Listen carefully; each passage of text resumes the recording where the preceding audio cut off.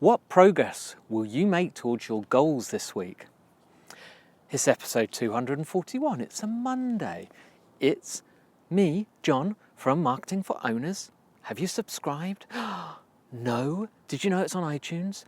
No. How about Stitcher? How about SoundCloud? It's all there. Look up. Or, easiest way, go to marketingforowners.com/podcast. And you'll see on the right-hand side, or if you're on a mobile, scroll down, and you'll see some links to the iTunes, the Stitcher, the SoundCloud, the YouTube, because all the links. This is recorded as a video. Quite obviously, you who's watching it know that, but those who are listening possibly don't. And every single week, every single day, these are put up live on the website, Monday to Friday. Last about 10 minutes. I teach you little tips about marketing, improving your business, how to create your self-marketing company so that you can do what you want to do, while it does the marketing 24/7, every day of the year. But you'll find every single one there. You'll have a video, you'll have the MP3, you'll have the transcript, and the links if I discuss any. Good, eh? So what was I saying? Goals. Ugh. Does John go on about goals a fair bit?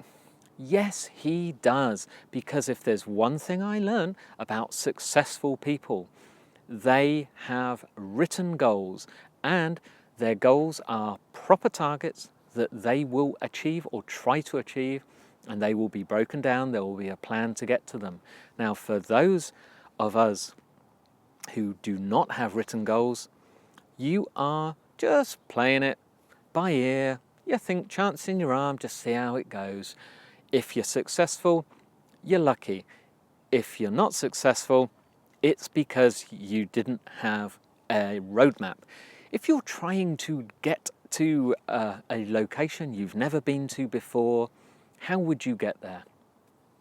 You're going to enter it into your GPS, into your iPhone, into your car sat-nav, or you're going to have a map. But whatever way, you are going to enter the destination, and then any of those methods are going to tell you how to get there. So, what's the difference in your business?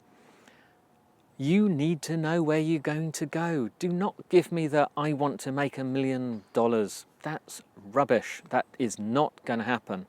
All right? That's just boring. If you're going to have a monetary goal, it's got to be achievable within a time frame, but it has to have some significance. So if you want to make, say, $3 million, is that because you think you could earn 10% off that a year and $300,000 a year before taxes is enough to keep you going in a lifestyle without having to work? That's good, but give it a time, because that's going to take a while. That's a good aim. But then it needs a plan, doesn't it? You can't just say, let's go.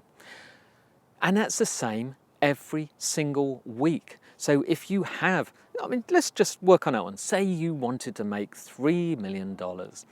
What are you going to set? 5 years, 7 years, 10 years? This is a lot of money. It's a big aim. If you never want to work again, it's very, very achievable. Now, if you take 10% earnings off that, and that is achievable, there are ways of doing it, because you've got to diversify that income.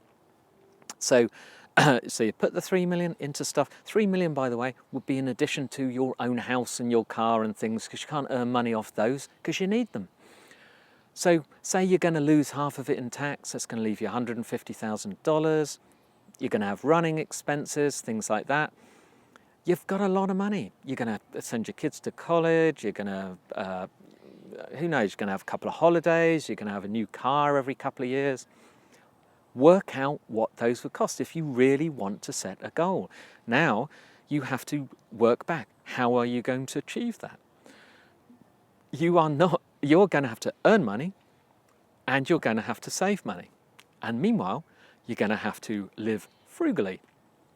Yeah, it needs a plan. So you need to know, the best way, by the way, is to get the goal and work backwards from there, not to work forwards, to work backwards. And then to work out where you need to be, say, in a year's time.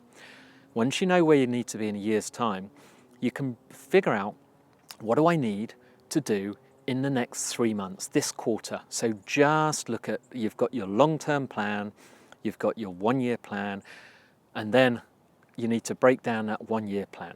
So let's do it in quarters. Now this is how I do it, by the way. A lot of people, and I think I've said this before, I don't just make this stuff up. This is because I've learned from experts, and I've been around a while. Grey hair, 50 years old, done this for a while. This is how it works. Break it down. What do you need to do in the next 3 months that will help achieve that goal in a year? Okay. You don't need to worry about the second 3 months, the third, or the fourth quarter. You can get to those when they're necessary. 90 days.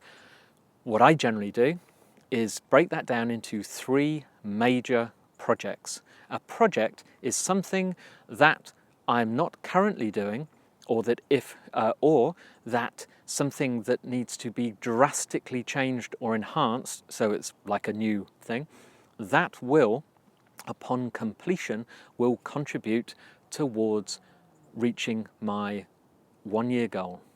The 1-year goal will contribute towards reaching my 5-year or 10-year or whatever, etc., etc.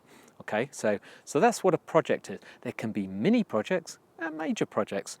Some things take a couple of days, done, fantastic, doesn't matter. Some things go on and on, involve other people.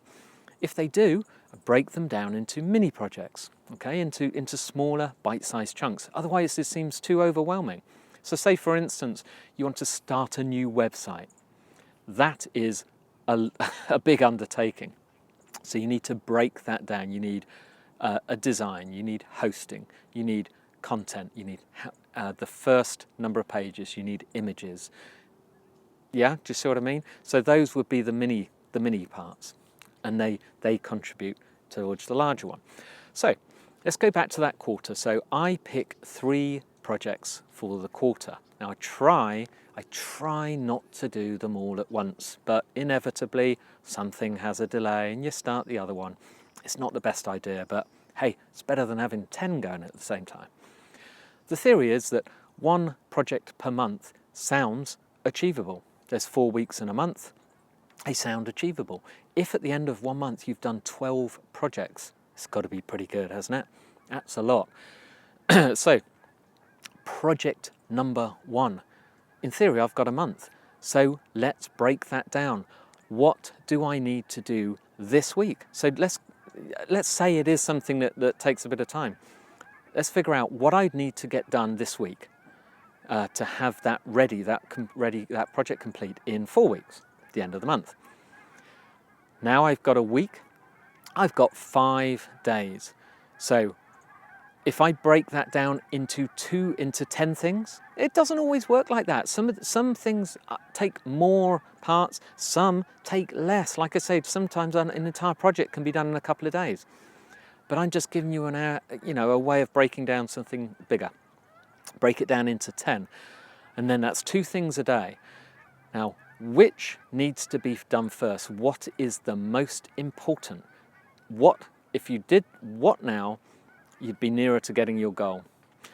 Do that first. It doesn't matter, it doesn't have to be in any particular order. It doesn't, so for instance, when you're thinking of that web design, it may be one of the things to decide how many pages of content you need for that initial website so that you can get someone off writing them while you get on with the other things, okay? So think it through.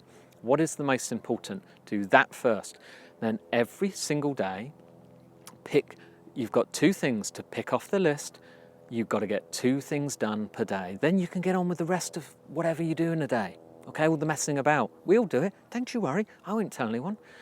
That's how we get it done. So what are you going to get done? What important work?